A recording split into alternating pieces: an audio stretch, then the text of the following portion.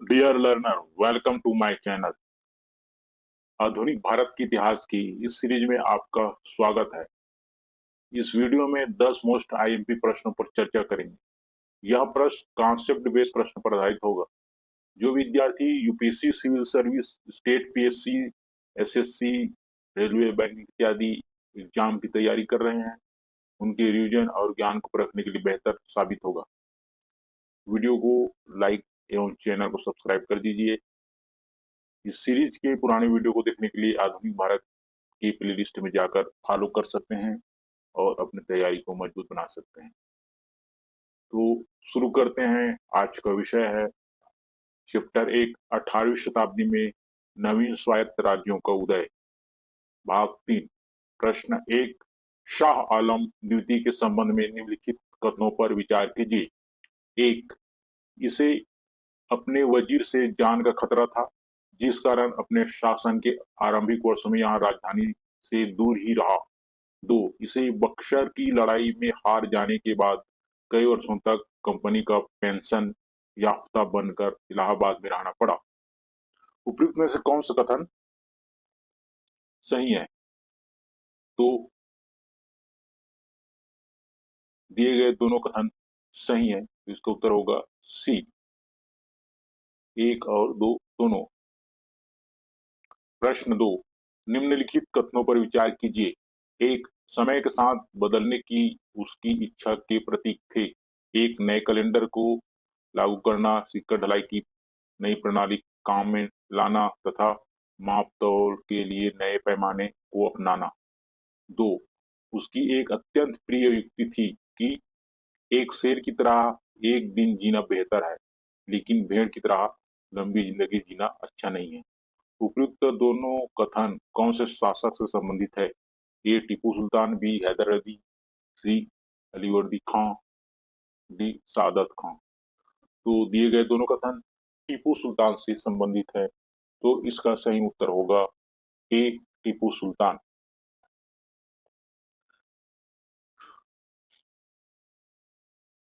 टीपू सुल्तान ने का यही कथन है, तो इसका सही उत्तर होगा ए, टीपू सुल्तान।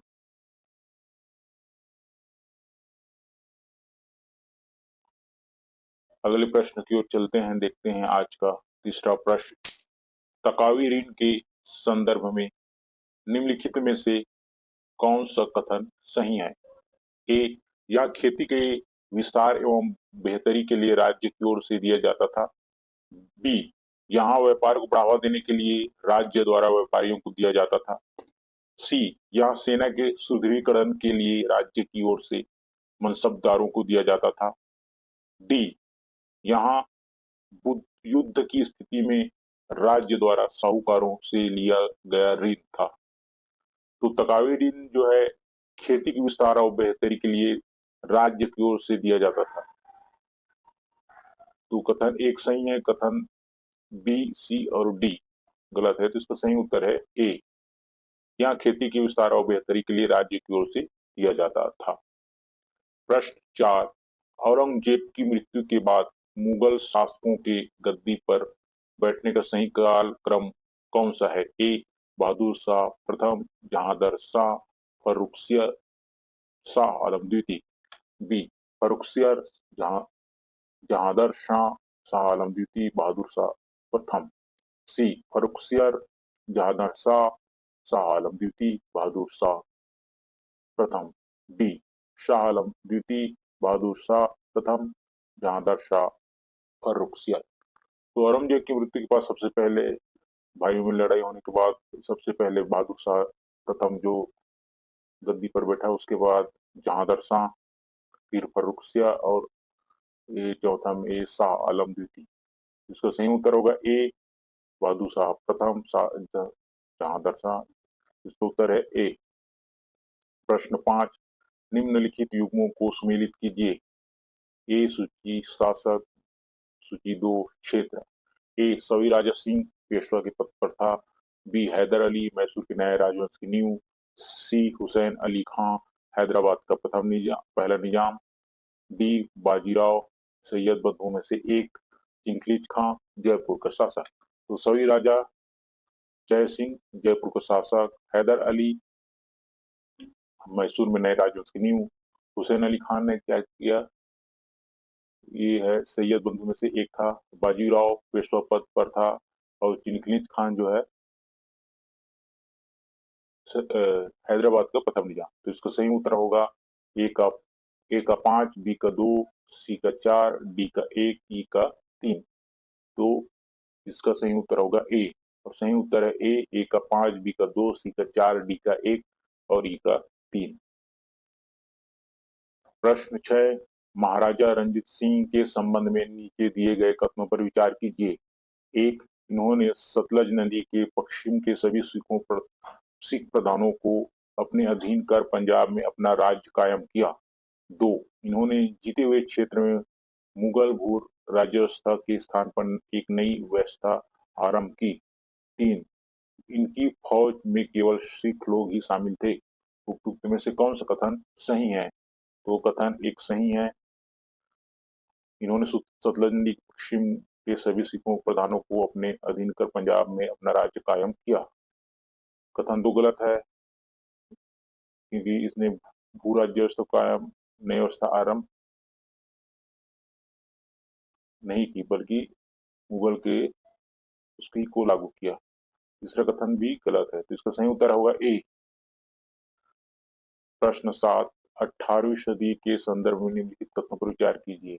एक, प्रसिद्ध पंजाबी महाकाव्य हीर रांझा की रचना वारिस शाह ने की थी। 2, प्रसिद्ध कविता संग्रह रिसालो की रचना शाह अब्दुल लतीफ ने की थी। तो उपयुक्त में से कौन सा कथन सही है? तो पंजाबी महाकाव्य हीर रांझा की रचना वारिस शाह ने की थी, ये सही है। और रिसालों की रचना शाह अब्दुल लतीफ ने की थी, ये भी सही है। तो इसका उत्तर होगा सी, 1 और 2 दोनों। देखते हैं इस प्रश्न का सही उत्तर।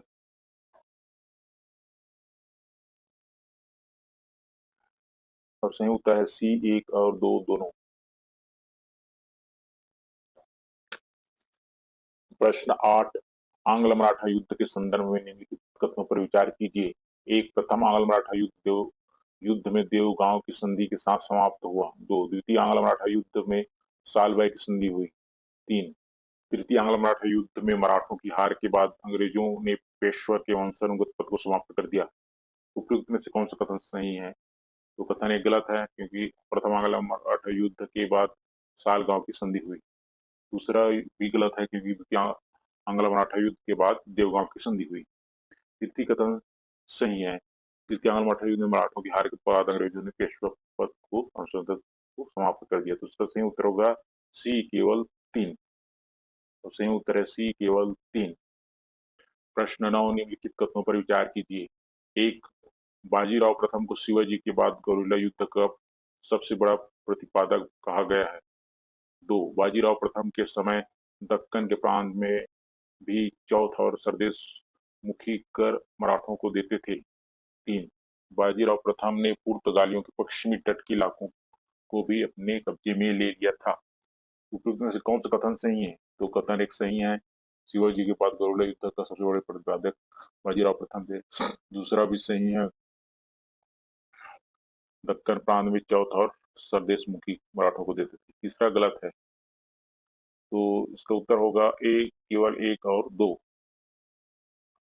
बाजीराव प्रथम को पुर्तगालियों के पश्चिमी तट के इलाकों को भी अपने कब्जे में लिया था, तो ये कथन गलत है। तो इसका उत्तर होगा केवल 1 और 2। तो सही उत्तर है ए, केवल 1 और 2। अंतिम प्रश्न की ओर चलते हैं, देखते हैं आज का अंतिम प्रश्न।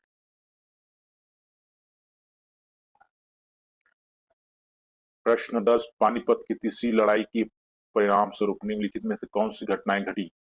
1, मराठों की राजनीतिक प्रतिष्ठा को बड़ा धक्का लगा।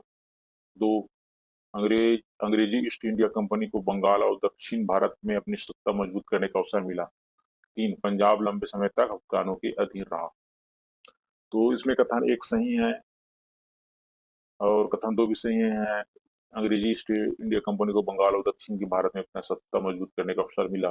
कथन 3 गलत है, पंजाब लंबे समय तक अफगानों के अधीन रहे। कथन 3 गलत है। तो कथन 1 और 2 सही है, तो इसका उत्तर होगा ए, केवल 1 और 2। देखते हैं इस प्रश्न का सही उत्तर।